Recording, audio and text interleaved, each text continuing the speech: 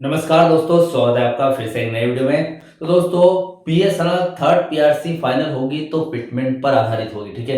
यानी कि फिटमेंट मिलना बहुत ही ज्यादा जरूरी है। अभी क्या है, फिलहाल जब से फाइल बोर्ड से निकलकर डोट के पास गई है तब से फिटमेंट की चर्चा ज्यादा शुरू हो गई, क्योंकि डोट ही यहाँ पर फैसला करेगा फिटमेंट का कि क्या फिटमेंट फाइनल होगी, 5% होगी, 10% होगी या फिर 15% होगी। देखिए, कर्मचारियों ने तो 15% की डिमांड की है, लेकिन सरकार 0% फिटमेंट देने के मूड में है। अगर सरकार 0% फिटमेंट देती है तो आपको सैलरी में सिर्फ आपकी जो 2007 से लेकर 2017 के बीच में आईडीए था वही मर्ज होगा और उसी का आपको फायदा मिलेगा, ठीक है। फिर भी आपकी जो सैलरी है वो पहले थी, यानी कि सेकंड पीआरसी में थी और थर्ड पीआरसी के बाद दुगनी हो जाएगी फिर भी, ठीक है। लेकिन फिटमेंट का बहुत ही गहरा असर पड़ता है देखा जाए तो, ठीक है। यानी कि आईडीए और जब आपकी बेसिक पे मिलेगी और जो अमाउंट निकल कर आएगा उसका 15% फिटमेंट आपको मिलेगा, अगर 15% फिटमेंट सरकार ने निर्धारित किया तो, ठीक है। लेकिन सरकार बोल रही है कि 0 से 5% फिटमेंट देंगे, ठीक है। चलो 0% तो फिटमेंट जो है कर्मचारी नामंजूर कर देंगे, ऐसा तो हो ही नहीं सकता है कि नहीं। तो अगर इनके सरकार 5% फिटमेंट लागू करती है तो आपकी सैलरी या फिर आपकी पेंशन के हिसाब से थर्ड पीआरसी कितना रिवाइज होकर निकल के आती है, ठीक है। आज मेरे पास कुछ कमेंट भी आए हैं, यानी कि कल की वीडियो पर, तो उनको हम कैलकुलेशन करके यहाँ पर देखेंगे कि अगर 5% फिटमेंट मिलता है तो आपकी सैलरी में कितना इंक्रीमेंट होता है, ठीक है। आईडीए तो मैं वही लूंगा जो 2007 से 2017 के बीच में जो 10 साल का जो आईडीए बनता है 119.5%, वही मर्ज होगा आपकी बेसिक सैलरी में, ना कि 236.8% जो कि फिलहाल वर्तमान में 2026 में चल रहा है, क्योंकि ये तो जीरो हो जाएगा पूरा, ठीक है। लेकिन जो 2007 से लेकर 2019 के बीच में इफेक्टिव डेट का जो आईडीए है वही मर्ज होगा, ठीक है। तो उसी के हिसाब से चलिए सबसे पहले कमेंट पढ़ते हैं कि क्या कमेंट है और उसी के हिसाब से कैलकुलेशन करके दिखाता हूं आपको, ठीक है। देखिए, सबसे पहले बता दूं आपको, कमेंट है सर, देखिए यहाँ पर वो एनी1 के एम्प्लॉय है, उनका बेसिक 14,800 रुपए है, ठीक है। थर्ड पीआरसी के बाद कितना मिलेगा उनको, ठीक है। इसके बारे में उन्होंने पूछने को बताया है, उनके बारे में पूछा है उन्होंने।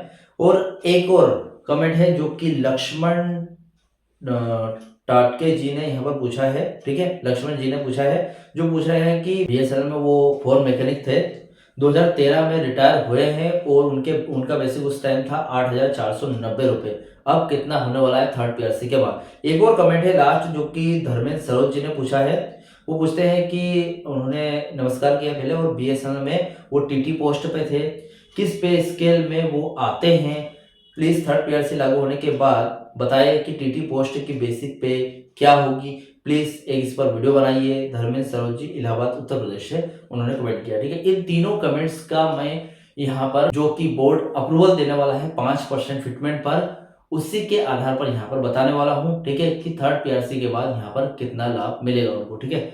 तो चलिए देख लेते हैं। सबसे पहले आपने जो बीएसएनएल थर्ड पीआरसी यानी कि पे रिवीजन के बारे में जो भी जानकारी पूछी है, ठीक है, वो मैं 119.5% आईडीए के साथ और 5% फिटमेंट के साथ मर्जर करके यहाँ पर कैलकुलेशन करने वाला हूँ, ठीक है।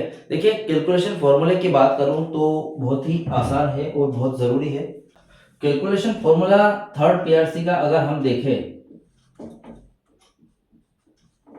तो क्या होगा, यहां पर होगा आपकी बेसिक पे फर्स्ट में, ठीक है, प्लस यहां पर 119.5% आईडीए, ठीक है, जो कि 2017 के टाइम पे था, ठीक है, प्लस फिटमेंट जो कि भाई साहब हमने 5% यूज कर रहे हैं, ठीक है। 15% निकालेंगे इस बार, 5% करेंगे जो कि सरकार दे रही है। देखिए, कर्मचारियों के मांगने से कुछ नहीं होता है, यहाँ पर जो सरकार यहाँ पर निर्धारित करेगी, जो फैसला सरकार लेगी उसी पर फिटमेंट निकल कर आएगा। तो हम जस्ट 5% पर कैलकुलेट करके देखते हैं। अगर इनके सरकार 10% करती है, 15% करती है, तो जो मैं कैलकुलेशन करने वाला हूँ इससे कहीं ज्यादा आपकी सैलरी में या फिर पेंशन में वृद्धि होगी, ठीक है। तो यहाँ पर यही फॉर्मूला पेंशन में लगेगा और यही फॉर्मूला यहाँ पर बेसिक पे में लगाया हमने, ठीक है। ये थर्ड पीआरसी का फॉर्मूला है। अगर न्यू वेतनमान लागू करना है तो इसी पर हमें आधारित होना पड़ेगा। आपने अपनी पुरानी बेसिक पे कितनी बताई है, इसके आधार पर 14,800 रुपए, 14,800 रुपए बताइए, ठीक है। अभी हम यहाँ पर 14,800 का 119.5% निकालेंगे तो यहाँ पर कितना बनेगा, 17,000 ₹14,686, ठीक है, इतना बन रहा है। ठीक है, ये हमने किसका निकाला, 14,800 का 119.5% है ये। ठीक है, ये ठीक है। अब हमें क्या करना है, इन दोनों को जोड़ना है। ठीक है, इन दोनों का कुल जोड़ कितना निकल कर आएगा यहाँ पर, 32,486 रुपए। ठीक है, अब हमें ये करना है, ये जो 32,486 है इसका 5% निकालना है सिर्फ। ठीक है, क्योंकि हमने 5% फिटमेंट बेनिफिट की बात की है, ज्यादा नहीं, क्योंकि सरकार अगर 5% को मान्यता देती तो आपका जो 32,486 रुपए निकल कर आया है आपकी पुरानी बेसिक और आईडीए का, तो ये जो अमाउंट है इसका 5% कितना बनता है, इसका 5% बनता है 32,486 का 5% भाई साहब बनता है यहाँ पर 16,024 रुपए। ठीक है, 1624 रुपए बनता है, ये हमने 5% यहाँ पर निकाला है। ठीक है, 5%। अब हमें इन दोनों को जोड़ लेना है। इन दोनों को जोड़ने के बाद आपकी न्यू बेसिक पे कितनी बनेगी, इन दोनों को जोड़ने के बाद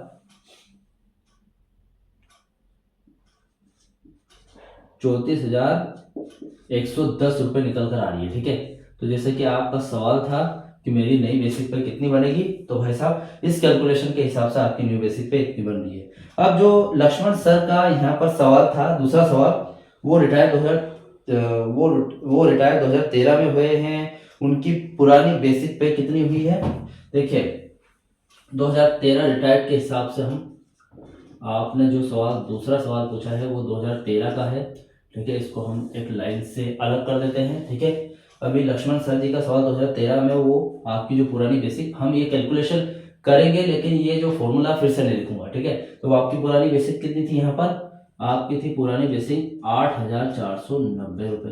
ठीक है, 8,490 रुपए। ठीक है, यहाँ पर हमें क्या करना है, इसका 119.5% निकालना है, तो वो बनेगा 10,146 रुपए। इसका इक्वल टू करेंगे, यानी कि दोनों को जोड़ लेंगे तो कुल बनेगा 18,636 रुपए बनेगा। ठीक है, अभी हमें क्या करना है, ये जो 18,636 रुपए ये कैसे निकल कर आया भाई साहब, ये आपकी बेसिक पे और आपका आईडीए जो कि 119.5%, हमने दोनों को जोड़ लिया तो इतना निकल कर आया। ठीक है, अभी हमें क्या है, 18,636 रुपए का यहाँ पर हमें 5% फिटमेंट निकालना है, तो कितना नहीं निकलेगा, 932 रुपए 5% फिटमेंट निकल कर आया है। ठीक है, इज इक्वल टू अगर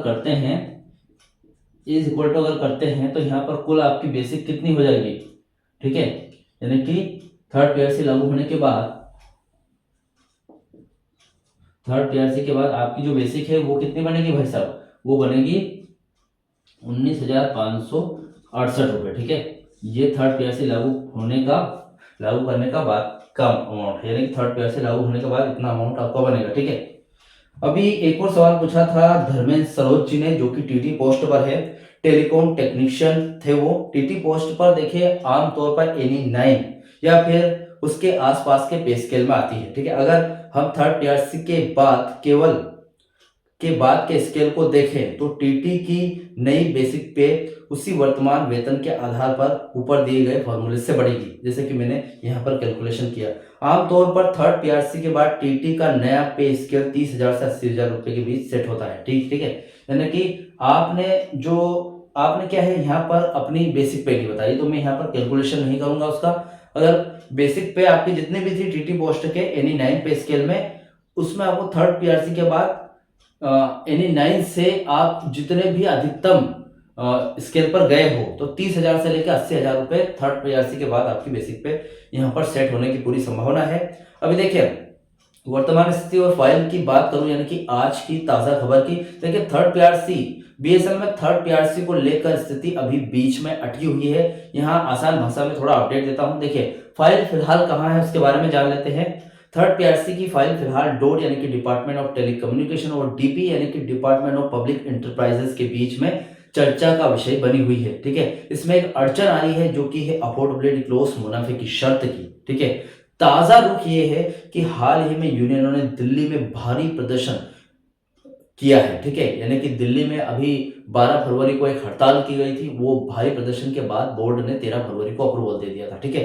तो यहाँ पर मैनेजमेंट अब 5% फिटमेंट के साथ इसे लागू करने के पक्ष में थोड़ा सा नरम हुआ है, क्योंकि देखिए पहले जो मैनेजमेंट है वो कह रहा था कि भले ही 9 साल हो गए हो हम 0% फिटमेंट देंगे। अगर आपको थर्ड पीआरसी लागू करनी है तो सिर्फ आपके बेसिक आइडिया और बेसिक को मर्ज करके लागू कर लीजिए, हम फिटमेंट तो 0 ही देंगे। ठीक है, लेकिन उस हड़ताल के बाद थोड़ा सा फर्क पड़ा है सरकार में, और सरकार अब बोले कि 5% फिटमेंट चलो लागू कर देंगे। ठीक है, क्योंकि बीएसएनएल की 4G सर्विसेज और आर्थिक स्थिति में थोड़ा सा सुधार दिख रहा है। ठीक है, रिटायर्ड कर्मचारियों के लिए अगर बात करूं तो पेंशन रिवीजन को वेतन संशोधन यानी कि पे रिवीजन से अलग करने की मांग जोरों पर है, ताकि पेंशनर्स को सरकार से सीधा लाभ मिल सके। ठीक है, यानी कि अगर दोनों डीलिंक होते हैं और जो कोर्ट है वो जो पेंशनर्स के पक्ष में अगर फैसला करती है, यानी कि मार्च को अभी कोर्ट में एक फैसला होने वाला है और वो पेंशनर्स के पक्ष में फैसला आता है तो ये डीलिंक हो जाएगा, और केंद्रीय कर्मचारियों को तरह बीएसएनएल पेंशनर्स को भी केंद्रीय पेंशनर्स की तरह बीएसएनएल पेंशन का भी पेंशन रिवाइज 7 सीपीसी के आधार पर कर दिया जाएगा,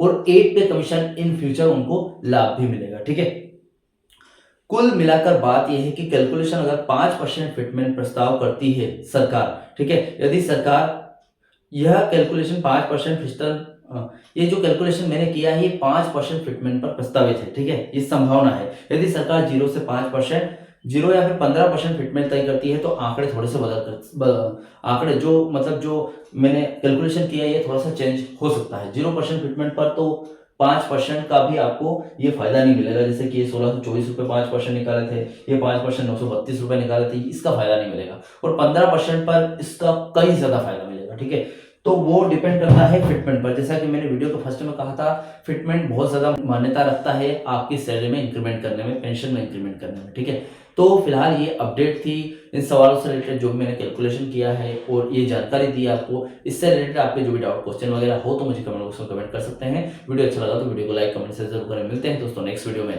सी यू सून।